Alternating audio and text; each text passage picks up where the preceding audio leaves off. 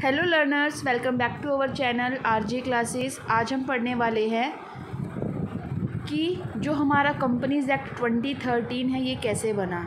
हमने previous video में discuss किया था कंपनीज एक्ट 1956 और उसके ऑब्जेक्टिव्स के बारे में। अब हम पढ़ेंगे कि अभी हम रिसेंटली कौन सा एक्ट पढ़ रहे हैं, कंपनीज एक्ट 2013 पढ़ रहे हैं। तो ये कंपनीज एक्ट 2013 कैसे बना, ऐसे क्या मेजर चेंजेस हुए कंपनीज एक्ट 1956 में कि अब हम इसको ना पढ़कर कंपनीज एक्ट 2013 पढ़ते हैं। यहाँ से आपकी एक बेसिक अंडरस्टैंडिंग डेवलप होगी। So let's start. ओके, देखिए किसी भी एक्ट में हम चेंज क्यों करते हैं, ताकि उस एक्ट में जो भी लूप होल्स हैं, जो भी कमियां हैं, उसको दूर किया जा सके। ठीक है, आपको पता है change is a law of nature. प्रकृति में जो बदलाव है, यानी बदलाव एक नियम है हमारी प्रकृति का। कोई भी चेंज अगर हम लेकर आ रहे हैं तो वो चेंज हमेशा हम किसी बेटरमेंट के लिए या उसमें एडवांसमेंट लाने के लिए लेकर आते हैं। ऐसे ही कई बार जो कंपनीज एक्ट बनाए जाते हैं उनमें कुछ कमियां रह जाती हैं, उनमें कुछ लूप होल्स रह जाते हैं। उन्हीं को ही ओवरकम करने के लिए, उन्हीं क्रिटिसिज्म को ही ओवरकम करने के लिए हमेशा एक्ट के अंदर कुछ ना कुछ अमेंडमेंट्स होती रहती है। ठीक है, ऐसे ही कंपनीज एक्ट 1956 में भी काफ़ी सारे कुछ क्रिटिसिज्म थी, कुछ लूप होल्स थी, एंड उसी को ही ओवरकम करने के लिए काफ़ी चेंजेस किए गए, काफ़ी अमेंडमेंट्स किए गए। ठीक है, ऐसे तो कंपनीज एक्ट 1956 के बाद काफ़ी बार चेंज हुआ, काफ़ी बार इसका चेंज हुआ, लेकिन जिस ईयर में कंपनी एक्ट के अंदर चेंज आया हम उसको उस नाम से ना जानकर सीधा क्या बोलेंगे, कंपनीज एक्ट 2013। ठीक है, तो यहाँ पर आपको एक बात क्या नोटिस करनी है कि जिस ईयर उसमें कोई चेंज आता है तो ज़रूरी नहीं है कि आपको उस एक्ट को उसी नाम से जानना है। ठीक है, वो इसलिए समझना ज़रूरी हो जाता है कि उस ईयर में क्या चेंज आया। लेकिन कंपनीज एक्ट 2013 एक आपको मोस्ट इम्पॉर्टेंट एक्ट इसलिए बना, उसमें बहुत इंपॉर्टेंट चेंजेस हुए थे जिसकी वजह से ही हमने उसका नाम रख दिया गया कंपनीज एक्ट 2013। उसके बारे में पढ़ेंगे डिटेल में, लेकिन अभी फ़िलहाल यही पढ़ेंगे कि हम वहाँ तक पहुँचे कैसे। ओके, यहाँ पर क्या कहा गया कि 1956 एक्ट में जो भी क्रिटिसिज्म थे उसको ओवरकम करने के लिए हमने काफ़ी सारी अमेंडमेंट्स की, काफ़ी सारी अमेंडमेंट्स बनाई। उसी चीज़ को ध्यान में रखकर जो हमारी इंडिया की गवर्नमेंट है उसने एक एडहॉक कमेटी बनाई 1957 में, एंड इस एडहॉक कमेटी के चेयरमैन कौन थे, श्री A.V. विश्वनाथ शास्त्री। श्री A.V. विश्वनाथ शास्त्री जो थे, इसकी चेयरमैनशिप के अंडर, यानी इनकी चेयरमैनशिप के अंडर एडहॉक कमेटी बनाई गई 1957 में। एंड जो श्री A.V. विश्वनाथ शास्त्री थे वो हाई कोर्ट यानी मद्रास हाई कोर्ट के एक्स जज भी रह चुके हैं। इन्हीं ने ही इस पूरे एक्ट को रिव्यू किया और अपनी रिकमेंडेशंस दी। श्री A.V. विश्वनाथ शास्त्री जी ने अपनी रिपोर्ट जो है सबमिट कराई नवंबर 1957 में, और इनकी रिकमेंडेशन के बेसिस पर ही 1960 में कंपनीज एक्ट में अमेंडमेंट की गई। ठीक है, यानी कंपनीज एक्ट 1956 के बाद अमेंडमेंट कब हुई, कंपनीज एक्ट 1960 में। एंड 1960 के बाद भी काफ़ी ईयर्स इसकी अमेंडमेंट होती रही। 62 में इसकी अमेंडमेंट हुई, 1963 में अमेंडमेंट हुई, एंड ये अमेंडमेंट हमारी चलती रही काफ़ी लंबे समय तक। ठीक है, एंड फाइनली हमारा एक एक्ट बना कंपनीज एक्ट 2013, जिसको हम फाइनली उसी को ही हम स्टडी करते हैं। तो मेजर क्या क्या चेंजेस हुए इसको हम थोड़ा सा समझ लेते हैं। द कंपनीज अमेंडमेंट एक्ट 1960, इसमें 218 सेक्शंस जो है इस एक्ट के उसको अमेंड किया गया, चेंज किया गया। इसमें मेजर 3 चेंजेस किए गए। ठीक है, इसमें रिस्ट्रिक्शंस इम्पोज की गई थी कंपनीज़ की मैनेजमेंट को लेकर, मैनेजर्स की रेम्युनरेशन या सैलरी को लेकर, एंड प्राइवेट कंपनीज़ को लेकर। ठीक है, द कंपनीज अमेंडमेंट एक्ट 1962 में कंपनी में क्या चेंज आया, क्या अमेंडमेंट हुई, इसमें हमने एक नया सेक्शन ऐड कर दिया, दैट इज़ 293B। इस नए सेक्शन को ऐड करने से क्या हुआ, कंपनी को राइट मिल गया, कंपनी को अधिकार मिल गया उन फंड्स में पैसा लगाने का जो फंड्स सेंट्रल गवर्नमेंट ने अप्रूव किए थे। मैं अगेन रिपीट करती हूँ, कंपनी जब उन फंड्स में पैसा कंट्रीब्यूट कर सकती है जिन फंड्स को सेंट्रल गवर्नमेंट ने अप्रूव किया। ठीक है, हमारे नेशनल डिफेंस के लिए। ठीक है, वे फंड कौन कौन से हैं, नेशनल डिफेंस फंड। इसमें जो कंपनी है अपने अकॉर्डिंग इसमें अमाउंट को कंट्रीब्यूट कर सकती है। ठीक है, फिर कंपनीज अमेंडमेंट एक्ट 1963 में क्या अमेंडमेंट हुई, इसमें कंपनी ट्रिब्यूनल सेटअप किया जा सकता है और कंपनी लॉ बोर्ड को सेटअप किया गया। यानी 1963 में कंपनीज एक्ट में एक नया चेंज आया और उस चेंज से क्या रिज़ल्ट हमें देखने को मिला कि कंपनीज ट्रिब्यूनल हमारे सेटअप हुए या कंपनी लॉ बोर्ड हमारे सेटअप हुए उस अमेंडमेंट के बाद। फिर आता है द कंपनीज अमेंडमेंट एक्ट 1965। इस एक्ट में यानी इस ईयर में जो चेंज आया कंपनी एक्ट में, उसने कंपनी के लिए कंपलसरी कर दिया कि वो अपने सब्सिडरी ऑब्जेक्टिव्स को भी ऐड करे। कंपनी का एक मेमोरेंडम ऑफ एसोसिएशन होता है। कंपनी का जो मेमोरेंडम ऑफ एसोसिएशन होता है वो कंपनी की नींव होती है, फाउंडेशन होती है, ठीक है। उसमें लिखा होता है कि कंपनी किस पर्पस से बनाई गई, यानी उसका कंपनी को बनाने का जो सबसे मेन ऑब्जेक्टिव था वो क्या था, और कंपनी को मेमोरेंडम ऑफ एसोसिएशन की तरह ही चलना होता है, उसके अकॉर्डिंग ही चलना होता है। लेकिन जो कंपनीज अमेंडमेंट एक्ट 1965 आया उसने कंपलसरी कर दिया कंपनी के लिए कि आपका जो मेन ऑब्जेक्टिव है वो तो होना ही चाहिए, वो ठीक है, लेकिन इसके साथ साथ जो आपके सब्सिडरी ऑब्जेक्टिव्स है या अदर ऑब्जेक्टिव्स है कंपनी के, उसको भी आप मेमोरेंडम ऑफ एसोसिएशन में मेंशन कीजिए, ठीक है। नेक्स्ट हम बात करेंगे इसी 1965 में जो अमेंडमेंट्स हुई उसमें दूसरी अमेंडमेंट क्या थी, कंपनीज़ की बेटर मैनेजमेंट को लेकर, जो कंपनीज़ बुक्स बनाती है उनकी प्रॉपर मेंटेनेंस को लेकर, एंड यहाँ पर टर्मिनेट कर दिया गया था, ख़त्म कर दिया गया था रिस्ट्रिक्शंस किस पर, कंपनी डायरेक्टर्स की एज लिमिट को लेकर। कंपनी में जो भी डायरेक्टर्स अपॉइंट होते हैं या जो भी इलेक्ट होते हैं उनकी कुछ एज लिमिट के क्राइटेरिया को ध्यान में रखकर किया जाता है, लेकिन यहाँ पर उस चीज़ को टर्मिनेट कर दिया गया था अमेंडमेंट होने के बाद। फिर 1966 में एक अमेंडमेंट हुआ, इसमें आपके 2 अमेंडमेंट हुए, यानी 1966 में 2 मेजर चेंजेस हमें देखने को मिले। इसमें हमें हमारे टोटल 4 सेक्शन को चेंज किया गया, अल्टर किया गया, एंड यहाँ पर रिस्ट्रिक्ट कर दिया गया कि कोई भी कंपनी का ब्लैंक ट्रांसफ़र शेयर्स का नहीं होगा। फिर आता है कंपनीज अमेंडमेंट एक्ट 1967। इस अमेंडमेंट से एस्टेब्लिश किए गए कंपनी ट्रिब्यूनल्स, ओके। फिर आपका आता है द कंपनीज अमेंडमेंट एक्ट 1969। इसने क्या कहा, इस एक्ट ने इसने कहा कि कंपनीज को डिबेयर कर दिया जाए, उसको बैन कर दिया जाए, प्रोहिबिट कर दिया जाए कि वे किसी भी पॉलिटिकल पार्टी में कोई भी फंड कंट्रीब्यूट नहीं कर सकती। यहाँ पर हमने एबोलिश ख़त्म कर दिया, institution of managing agent, secretaries और ट्रेजर्स को हमने ख़त्म कर दिया। यानी यहाँ पर क्या कहा 1969 में कि 3 अप्रैल 1970 से जो भी इंस्टीट्यूशंस हैं मैनेजिंग एजेंट्स को लेकर, सेक्रेटरीज को लेकर, ट्रेजर्स को लेकर, उनको ख़त्म कर दिया जाए, ठीक है। 3 अप्रैल 1970 को। द कंपनीज अमेंडमेंट एक्ट 1971 में एक अमेंडमेंट आई, इसमें एक नया सेक्शन ऐड हुआ 193A, ठीक है। यहाँ पर अलाउ किया गया डायरेक्टर्स को कि वो 25,000 या कंपनी के प्रॉफिट का 5%, यानी यहाँ पर डायरेक्टर्स को अलाउड किया गया कि वो 25,000 रुपये या फिर कंपनी के प्रॉफिट का 5% नेशनल डिफेंस फंड में कंट्रीब्यूट कर सकती है, या कोई ऐसा फंड जो सेंट्रल गवर्नमेंट ने अप्रूव किया हो, ठीक है। यहाँ पर एक प्रपोजल अप्रूव कराना होगा, यानी अगर कंपनी इस 25,000 रुपये या प्रॉफिट के 5% से ज़्यादा कंट्रीब्यूट करना चाहे तो उसके लिए एक प्रपोजल अप्रूव करना होगा जनरल मीटिंग के अंदर, ठीक है। फिर एक 1972 में कंपनी के अंदर अमेंडमेंट आया, यहाँ पर सेंट्रल गवर्नमेंट को पावर दे दी गई कि वो काफ़ी सारे डायरेक्टर्स अपॉइंट कर सकते हैं जैसा उनको ठीक लगे, और ऐसा किस लिए, जिससे कि कंपनीज़ की जितनी भी एक्टिविटीज़ है, जितने भी कंपनी के अफेयर्स है, एक्टिविटीज़ हैं, उनका प्रॉपर मैनेजमेंट हो सके। तो यहाँ पर सेंट्रल गवर्नमेंट को पावर दे दी गई कि वे अपने अकॉर्डिंग डायरेक्टर्स को अपॉइंट कर सकती है।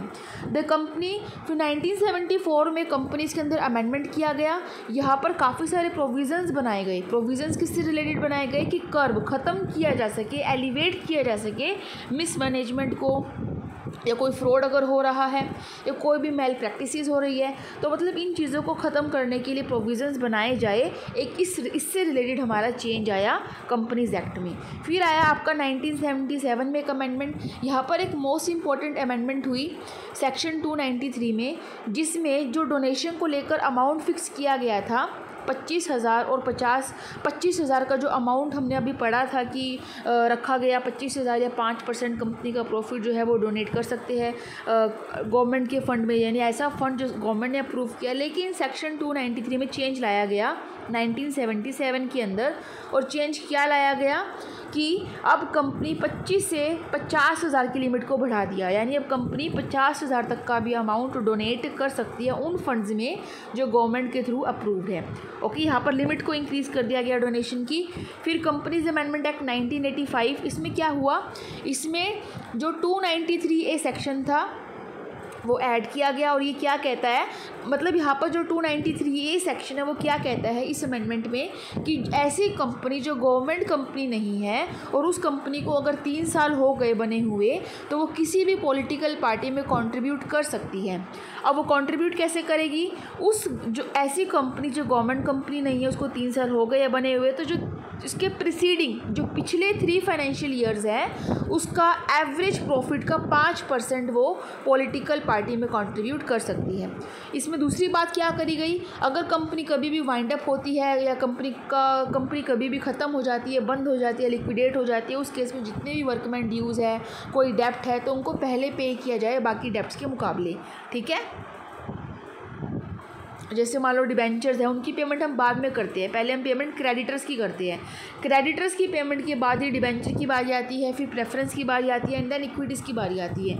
तो कंपनीज अमेंडमेंट एक्ट 1988, इसमें क्या कहा गया, ये मोस्ट इंपॉर्टेंट, इसको डबल टिक कर लीजिए। यहाँ पर जो अमेंडमेंट्स की गई थी ना वो सच्चर कमेटी की रिकमेंडेशंस पर की गई थी।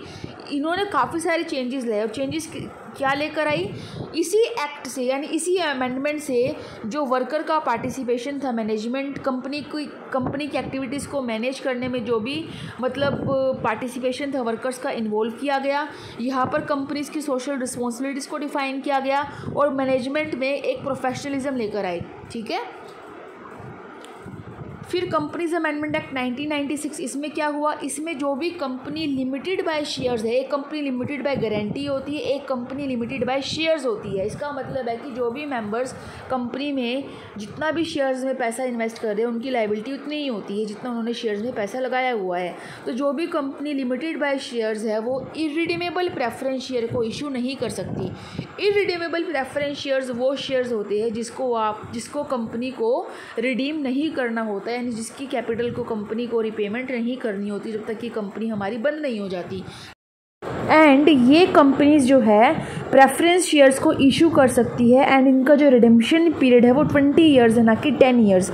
यानी ये कंपनीज 20 ईयर्स के रिडेम्पशन पीरियड पर प्रेफरेंस शेयर्स को इशू कर सकती है, यानी कंपनी 20 साल तक प्रेफरेंस शेयर पर आया हुआ पैसा यूज़ कर सकती है एंड आफ्टर 20 ईयर्स उसको प्रेफरेंस शेयर पर कैपिटल रिटर्न करना होगा, ना कि 10 ईयर्स के बाद। सो ये मोस्ट इंपॉर्टेंट अमेंडमेंट थी जो हमने अभी पढ़ी। सो कंपनीज अमेंडमेंट एक्ट 1999 बच्चे, इसमें क्या कहा गया, इसमें जो चेंजेस आए वो ये थे कि कंपनी अपने खुद के शेयर्स को बायबैक कर सकती है। कंपनीज को पूरी फ्रीडम दी गई कि वो इन्वेस्टर्स को और जो एम्प्लॉयज़ उनको सर्विसेज दे रहे हैं उनके बदले उनको वो शेयर्स अलॉट कर सकती है। ठीक है, एंड यहाँ पर एक प्रोविज़न आया स्वेट इक्विटी शेयर्स का, और वो स्वेट इक्विटी शेयर की जो भी बातें हम पढ़ते हैं अभी तक अकाउंट्स में या कंपनीज़ में, कंपनी लॉ में, इसका प्रोविज़न हमारा इसी अमेंडमेंट में आया था जो हम पढ़ रहे हैं। फिर कंपनीज अमेंडमेंट एक्ट 2000 में एक कंपनी के अंदर मेजर चेंज आया। इसमें क्या चेंज था कि इस अमेंडमेंट के अंडर जो भी प्रोविज़न है पब्लिक ट्रस्ट को अपॉइंट करने की, वो सेंट्रल गवर्नमेंट ने एबॉलिश कर दिया और कंपनी की स्मूथ फंक्शनिंग के लिए पोस्टल बैलेट सिस्टम, यानी कंपनी एक स्पेशल रेजोल्यूशन पास करके इस पोस्टल बैलेट सिस्टम को इंट्रोड्यूस किया जिससे कंपनी की फंक्शनिंग स्मूथ हो पाए, इस कंपनीज अमेंडमेंट एक्ट 2000 में। फिर आया आपका कंपनीज अमेंडमेंट एक्ट 2002। इसने क्या कहा कि जो हमारा फर्स्ट टाइम जो प्रोड्यूसर कंपनी का जो कॉन्सेप्ट था इसी अमेंडमेंट से अराइज हुआ। जो द प्रोड्यूसर कंपनी है ये आपकी प्राइवेट कंपनी की तरह ही होती है, लेकिन ये प्राइवेट कंपनी से थोड़ी सी अलग है। यानी कैसे, इस प्राइवेट कंपनी में कम से कम आपके 10 या 10 से ज़्यादा इंडिविजुअल प्रोड्यूसर्स होने चाहिए। ठीक है, फिर इसी में ही 2002 में एक दूसरी अमेंडमेंट हुई और ये मोस्ट इंपॉर्टेंट है, इसको भी आप डबल टिक कर लीजिए। इस अमेंडमेंट में इस अमेंडमेंट से अंडर सेक्शन 10 FB के द्वारा जो सेंट्रल गवर्नमेंट उसको पावर दी गई कि वो ट्रिब्यूनल बनाए। ठीक है, जिसका नाम क्या दे दिया गया, national company law tribunal. And अगर इसमें जो भी हियरिंग्स होती है, जो भी उसमें डिसीजंस लिए जाते हैं, अगर कोई सेटिस्फाइड नहीं है तो वो नेशनल कंपनी लॉ ट्रिब्यूनल में जा सकता है, अपीलेट ट्रिब्यूनल में, और अगर कोई वहाँ से भी सेटिस्फाई नहीं है तो उनकी बातों को सुप्रीम कोर्ट में सुना जाएगा। ठीक है। एंड कंपनी लॉ बोर्ड को यहाँ पर ख़त्म कर दिया गया था इसी 2002 की अमेंडमेंट में। एंड कुछ पावर्स जो कंपनी लॉ बोर्ड के एरिया में थी उसको कहाँ पर ट्रांसफ़र कर दिया गया, सेंट्रल गवर्नमेंट को ट्रांसफ़र कर दिया गया। एंड कुछ powers national company law tribunal को भी ट्रांसफ़र कर दी गई। ठीक है। फिर आपका कंपनीज अमेंडमेंट एक्ट 2006 आया। इस अमेंडमेंट एक्ट को जो हमारे इंडिया के प्रेसिडेंट थे उस पीरियड में उनकी सहमति मिली 29 मई 2006 को। ठीक है। एंड उसी चीज़ को ऑफिशियली गैजेट में भी इंट्रोड्यूस कर दिया गया 30 मई 2006 को। ओके। और वो अमेंडमेंट्स क्या थी उसको आप ध्यान से सुनिए। यहाँ पर जो अमेंडमेंट एक्ट था, यानी जो अमेंडमेंट यहाँ पर जो चेंजेस हुए उसमें प्रोविज़न्स ऐड कर दिए गए कि हमें इलेक्ट्रॉनिक चीज़ें कैसे हैंडल करनी है, इलेक्ट्रॉनिक गवर्नेंस को कैसे इंप्लीमेंट करना, उसके लिए प्रोविज़न्स बनाए गए। ठीक है। एंड किस प्रोग्राम के थ्रू ये प्रोविज़न्स बनाए गए, किस प्रोजेक्ट के थ्रू ये प्रोग्राम्स बनाए गए, प्रोविज़न्स बनाए गए। MCA ministry of company affairs, MCA का मतलब है मिनिस्ट्री ऑफ कंपनी अफेयर्स 21। इसका सबसे इम्पोर्टेंट फीचर था इस प्रोजेक्ट का फाइलिंग, इलेक्ट्रॉनिकली चीज़ों को फाइल करना इसका की फीचर था। ठीक है। एंड सारा काम पेपरलेस हो गया, इंटरेक्शन पब्लिक के साथ काफ़ी इजी हो गई। ठीक है। इसमें काफ़ी सारे न्यू सेक्शंस भी ऐड किए, 266A 266B आप रीड कर लीजिएगा। इसकी PDF आपको मैं टेलीग्राम पर दे दूँगी, लिंक आपको डिस्क्रिप्शन बॉक्स में मिल जाएगी। ठीक है। तो इसमें काफ़ी सारे सेक्शंस ऐड किए गए कि ये सेक्शंस किस लिए थे कि जितने भी डायरेक्टर्स कंपनी में अपॉइंट हो रहे हैं उनको एक unique director identification number provide किया जा सके। जो 1956 कंपनीज एक्ट था ना हमारा, कंपनीज एक्ट 1956, वो अलाउ करता था एक इंडिविजुअल को कि वो 15 कंपनीज़ में एक साथ, मतलब 15 कंपनीज़ में एक समय में डायरेक्टर बन सकता है। ठीक है। ठीक है। अगर कोई इसको वायलेट करता है तो उसको, अगर कोई फ्रॉड करता है तो उसको पेनल्टी पे करनी पड़ सकती है। लेकिन इसी चीज़ को ध्यान में रखकर इसमें नए सेक्शंस ऐड किए गए थे। ठीक है। एंड इसमें नए सेक्शंस ऐड करने के बाद एक नंबर प्रोवाइड किया गया कि अगर कोई भी डायरेक्टर कोई फ्रॉड करता है, किसी भी तरह का कोई वोलेशन करता है रूल का, तो उसको पेनल्टी भी देनी पड़ सकती है। अब हमारा फाइनली आ गया द कंपनीज एक्ट 2013। जो इसमें हमारी मेजर अमेंडमेंट हुई वो कंपनीज एक्ट 2006 को हुई, जिसमें हमने बहुत इंपॉर्टेंट बातें पढ़ी। अब हम पढ़ेंगे द कंपनीज एक्ट 2013। इस एक्ट में आपके 470 सेक्शंस हैं, जिसको 29 चैप्टर 29 चैप्टर्स में डिवाइड कर दिया गया एंड 7 शेड्यूल्स में डिवाइड कर दिया गया। ठीक है। लेकिन कंपनीज एक्ट 1956 में हमने 658 सेक्शंस पढ़े थे, लेकिन कंपनीज एक्ट 2013 में कितने सेक्शंस हो गए, 658 से कम होकर 470 सेक्शंस हो गए। ठीक है।